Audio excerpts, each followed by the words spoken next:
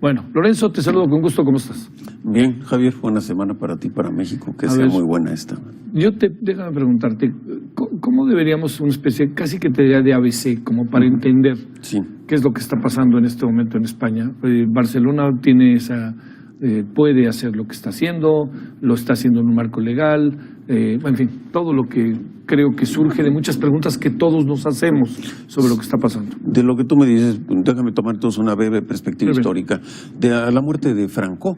España tiene en este pacto de la Moncloa una nueva constitución en 1978. En esa constitución se determina el valor de la estructura del país respecto a las partes que lo integran y se establece el criterio de comunidades autónomas. Esta es la constitución que rige en España en este momento y que tiene, entre otras cosas, el artículo 155 del título 3 de la Constitución, en donde se establece la necesidad de que el gobierno del país pueda tomar, fíjate la frase, las medidas necesarias para mantener la cohesión de la nación.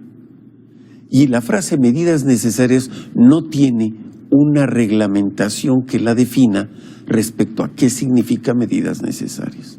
Segundo aspecto que quisiera yo analizar, y te aclaro, este artículo de medidas necesarias es una copia exacta de la misma redacción casi traducida de la Constitución de Alemania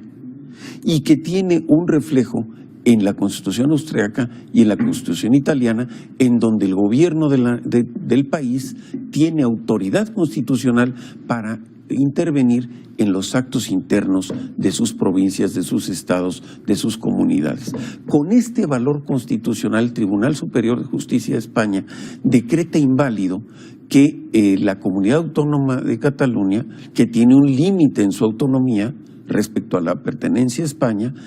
su ley de referéndum se considera no legal respecto a la ley del país. Y es ahí donde hay, en principio,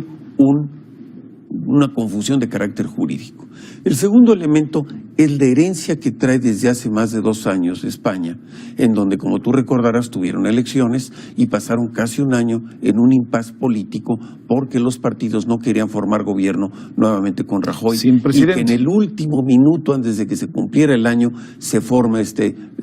nuevo gobierno con una crítica de Podemos y con una indefinición y una crisis interna del PSOE. Este escenario es el que lleva hoy a España a tener esta fractura con Cataluña, esta oportunidad que se presenta para que Cataluña diga, ante la fragilidad del gobierno nacional, busca este elemento de negociación. Los referéndums de las provincias buscan ser un elemento de renegociación de su poder menor local contra la limitación que le puede imponer el poder nacional. Esto lo hemos visto en Quebec, con Canadá, esto lo hemos visto y lo vamos a volver a ver en Escocia con Gran Bretaña, y definitivamente este round que lleva el gobierno de Rajoy con Puigdemont va a seguir todavía en una secuela muy grande de redefinición. Que adelantándome a la conclusión, diría yo, le puede costar la presidencia a Rajoy y seguro le va a costar también el puesto a Puigdemont. Y esto no se va a resolver hasta que uno de los dos deje el cargo y pueda encontrarse una solución. Entonces, hoy lo que vemos es que amanece en una mañana siguiente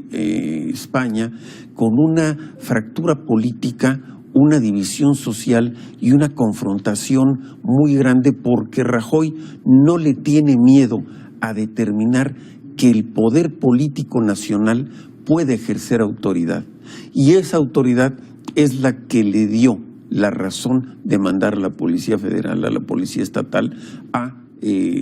imponer el control que el tribunal le dijo. Es decir, aquí hay un antecedente jurídico. El tribunal le dice, hay que impedir la elección, hay que decomisar las urnas. Y aclaramos, hubo otro intento hace varios años en Cataluña de hacer una consulta. La diferencia es que la consulta de entonces tenía urnas que tenían ventanillas transparentes. Hoy las urnas que utilizó la Comunidad Autónoma de Cataluña con el proyecto de Puigdemont pone en los colegios electorales urnas que son de plástico translúcido, pero no permite ver ni que estén vacías, ni que sean transparentes cuando se llenan. También hay elementos de irregularidad en el proceso electoral, irregularidad de personas votando fuera de las aulas, de las urnas, de los colegios electorales, personas votando más de una vez, y no existe una definición muy concreta de la veracidad o de la confiabilidad del padrón. El resultado es el siguiente: podría haber amanecido el mundo y toda la prensa española con una imagen de la independencia de Cataluña. Y Rajoy, sabiendo eso, prefirió correr el riesgo de ejercer la autoridad, y la primera plana, como se mencionó aquí en la sección de prensa internacional, fue precisamente no la escena victoriosa de la independencia de Cataluña, sino la represión del gobierno, garroteando y golpeando y maltratando a los civiles desarmados. Esto es interesante porque vamos a ver quizá con cierto grado, y no puedo decirlo de otra manera sino de hipocresía, que vaya a haber a partir de hoy quienes se incomoden con la forma como Rajoy reprimió este acto aparentemente soberano civil de democracia desarmada, y esas mismas voces que quizás se vayan a inconformar no vayan a ser las que se quedaron calladas cuando no hubo no solo 844 heridos como pasó en Cataluña, sino más de 100 muertos como pasó en Venezuela. Y tenemos a un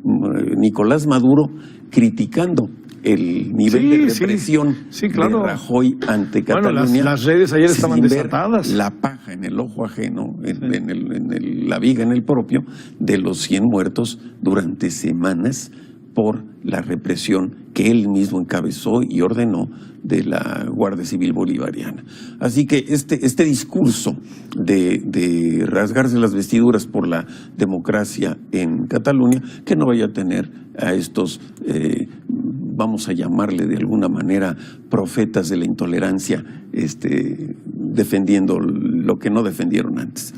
Así que tenemos también una situación que no se definió con toda precisión durante la propaganda del referéndum,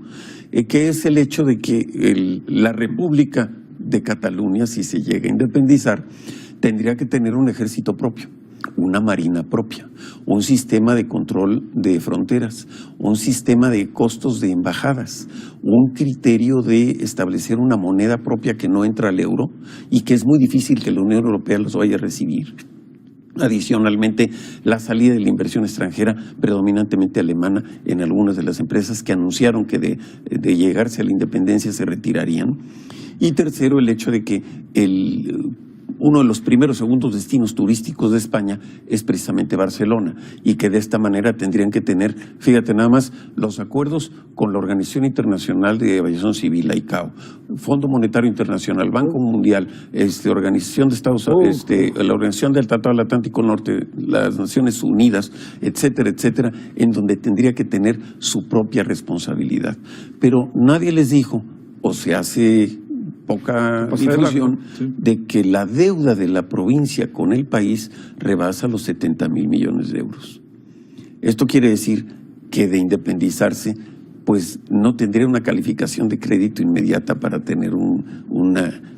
financiamiento internacional. Y saldría Cataluña del grupo del G20, porque por su valor de su Producto Interno Bruto estaría realmente limitado. Yo no sé hasta qué grado la campaña de publicidad de Puigdemont tuviera esto, pero la crisis y la crítica internacional es muy fuerte. Hay un artículo que se publica el día 30 de septiembre, es decir, el sábado, por Vargas Llosa. Mario Vargas Llosa hace una cita muy fuerte y una crítica profunda respecto a lo que significan los nacionalismos, la división, la demagogia y una serie de muy fuertes epítetos que plantea. Y vemos la cita, dice: hay que persuadir a los catalanes de que el nacionalismo es uno de los peores enemigos que tiene la libertad y que este periodo aciago debe quedar atrás como una pesadilla que se desvanece al despertar. No cabe duda que la pluma de Vargas Llosa no solamente es poética, sino también es incisiva y sacude conciencias, ¿no? Así que vamos a tener en este esquema, pues no solamente una batalla política de carácter regional, sino una batalla de personalidades entre la falta de diálogo previo que no se dio entre Rajoy y Puigdemont por la intransigencia de uno y la falta de interés del otro, por el hecho de que además se acusa, y esto es una de las cosas que también publica José María Anzón, que es uno de los hombres de letras más respetados de España, indicando que hay antecedentes en donde se acusa a Puigdemont de haber tenido acusaciones de corrupción muy severas y que de alguna manera este criterio de independencia de la provincia quiera salvar la posible consignación de un hombre que viene de una carrera periodística muy exitosa, Puigdemont, y que tiene apenas 9, 10 años en la política. Así que en este sentido,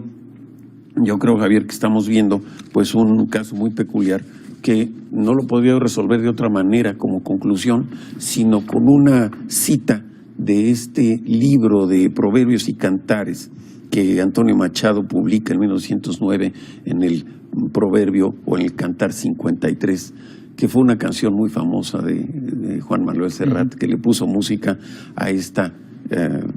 poema que voy a citar. Ya hay un español que quiere vivir y a vivir empieza, entre una España que muere y otra España que bosteza.